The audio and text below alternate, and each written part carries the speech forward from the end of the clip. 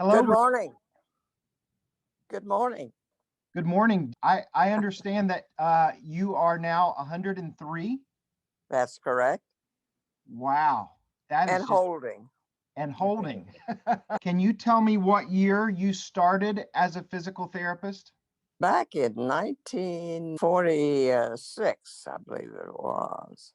I graduated from Ohio State University. Then I went to the University of Southern California and got my physical therapy. I came to Huntington afterwards. Now, why did you go to University of Southern California? There were only 3 schools open for physical therapy. Occupational therapy came first, and then physical therapy came second. So I was interested in occupational therapy, didn't know about physical therapy till I got into occupational therapy. Then the physical therapy opened up.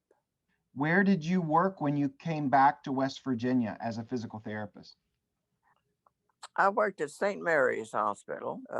We had only 5 physical therapists in the state of West Virginia. And so we had to spread ourselves around. So when you saw patients, were you seeing patients in the hospital or were these outpatients that were coming in?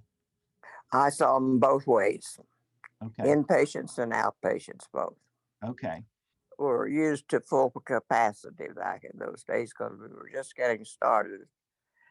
And physical therapy, being what it is, was a novel sort of profession in those days.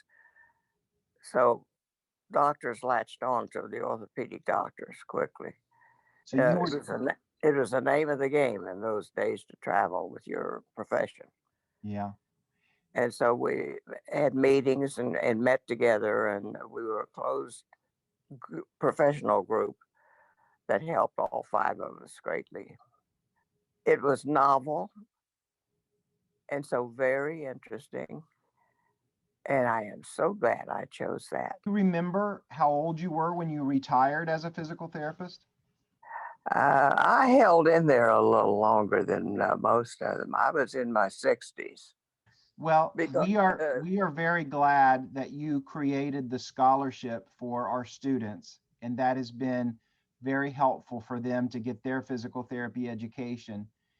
And I was wondering what advice you would give to students that are studying therapy.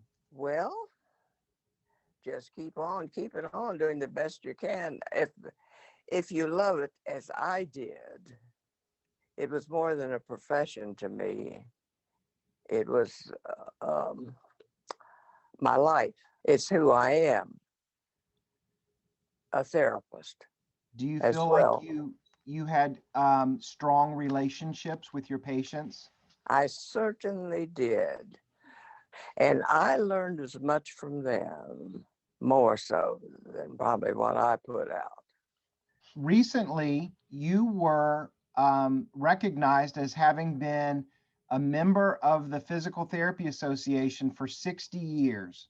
Yes.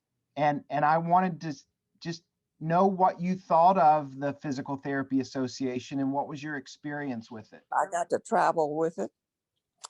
I got to see the United States of America from one coast to the other.